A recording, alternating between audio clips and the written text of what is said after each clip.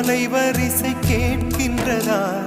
கேட்கும் பாட்டில் ஒரு உயிர் வீடும் கண்ணீர் வழிகின்றதா? நெஞ்சு நனைகின்றதா?